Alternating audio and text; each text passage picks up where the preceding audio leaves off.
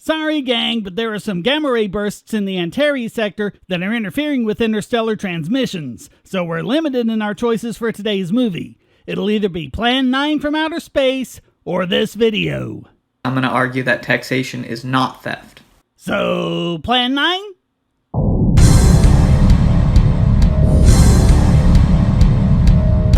So by theft, in this argument, we mean something like taking in a way that violates people's rights, okay, according to the just theory of property rights.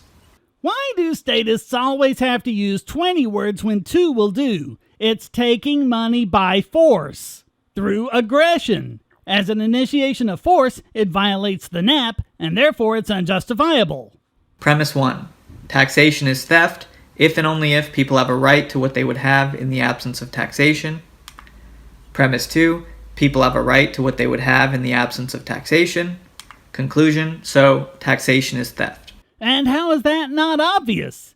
It's pretty much the definition of a natural right. Since you would have to interfere forcefully in the situation to collect these so-called taxes, you're really just engaging in theft and extortion.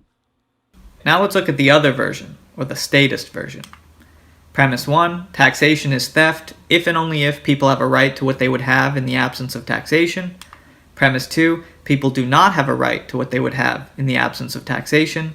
Conclusion, so taxation is not theft. Which is a fundamental violation of the law of non-contradiction. Okay, these are both valid arguments. No, they're not. No argument based on a contradiction is valid. Both of these are claims that are being made. But only one is an active claim, the claim in support of taxation. The natural rights claim is a passive claim. Passive claims do not have the burden of proof. This is no different from a fundamentalist saying that atheists are just as religious for not believing in God. Both of these require defense. No, they don't. The natural rights side just appeals to consistency. It's anyone who would actively intrude on that who is required to have a defense. If you claim that God exists, the burden's on you. If you claim that God does not exist, the burden is on you. Wow, he actually used that as an example. First of all, the claim is not that God absolutely does not exist. The claim is that we cannot consider God to be something that exists until it's proven. It's called the null hypothesis. Atheism is the null hypothesis, and so is libertarianism. You never have to prove the null. All active claims must be proven against the null. But I think that's just a status quo bias. Then you're an idiot. Taxation is the status quo. Governments have been forcefully taxing the people for thousands of years. If anyone here is defending the status quo, it's you! First, people might consent to pay taxes. Then they're not taxes. They're donations. This is a bit like saying someone might consent to being murdered. At that point, it's not murder. It's assisted suicide. Can someone consent to being raped? No, because once you consent, it's not rape. By definition, it's just sex. Wow, and people are actually sharing this video around as this incredible takedown of libertarian claims? But you also might consent to it implicitly, by participating in a system. And here we go, the long-debunked social contract yet again. Let's be clear here. There is no validity whatsoever to tacit consent. None. By not leaving, by not objecting, that sort of thing. Sorry, but you do not get to claim consent by something someone has failed to do. This was decided long ago.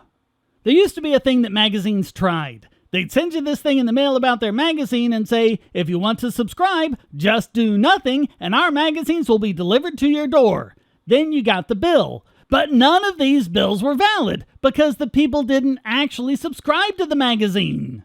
Our rights do not depend on our taking an action to support them. They wouldn't be rights if they did. And it seems pretty plausible that from such a position, we would choose a system in which we all cooperate. Then there wouldn't be any need for taxation, or government for that matter. You only need to use these to force people to go along with whatever it is you want them to do because they don't consent to it. Do you really not see the blatant contradiction here? People might owe compensation for benefits they've received from society. Again, This would require active consent. If I come by and mow your lawn without permission and then I give you a bill, I can't say you owe me money just because you received the benefits of a nicely manicured lawn. You have to actively consent to the arrangement first. Or for harms they've inflicted. The only way this would be valid is if the harms they inflicted were some sort of initiation of force against others, but that's the only time force is valid, when it's used against the force applied by aggressors. I mean, you could have read any introduction to libertarianism and learned this. We're now 6 minutes into this train wreck of a video. He makes all these wordy arguments to make it seem so intellectual and make it seem like he's done all this research and has thought through all this logic, when he hasn't. He hasn't taken 5 minutes out of his miserable life to see what the libertarian argument actually is. Or, even if they didn't inflict the harms themselves, they might have received benefits that are a result of harms. No, absolutely not. You are only responsible for what you do, not what someone else does. That have occurred in the historical chain. Geez, and you certainly aren't responsible for what dead people did. Since acquiring ownership over resources is essentially unilaterally excluding the rest of the world from using those resources. So the more you acquire ownership over resources, the more you owe as compensation for restricting the freedom of others. Wow, he doesn't even know the basics of property rights theory. Legitimate property ownership happens as a result of your self-ownership. You own yourself, so you work at a job and make money. You use that money to buy a piece of property.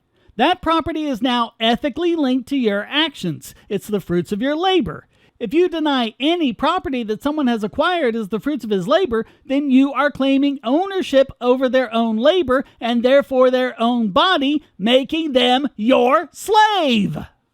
And yes, that includes taxation as well. Since you're taking money someone worked to earn, you're claiming partial ownership over that person.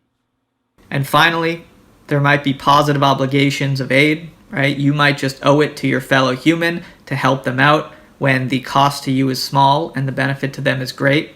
No one owes you anything that they didn't contractually agree to.